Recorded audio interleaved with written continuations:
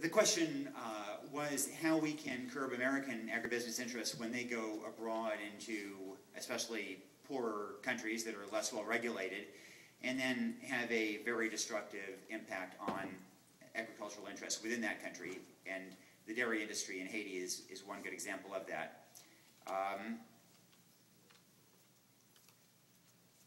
And the answer is, I don't know. It's a huge problem in country after country after country. And often American agriculture can bring some real benefits, some economies of scale, some new technologies to poor countries, and there are some real advantages, but in the absence of regulation, they can also have a truly pernicious effect on especially local small-scale farmers.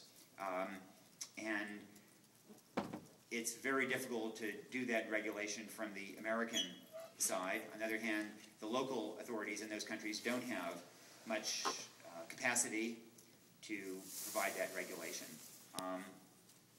And so, I think the only thing I can say is that some combination of capacity building in the regulatory authorities, and a greater emphasis on naming and shaming those who engage in these abuses, because there really does tend to be a great deal of concern with their brands.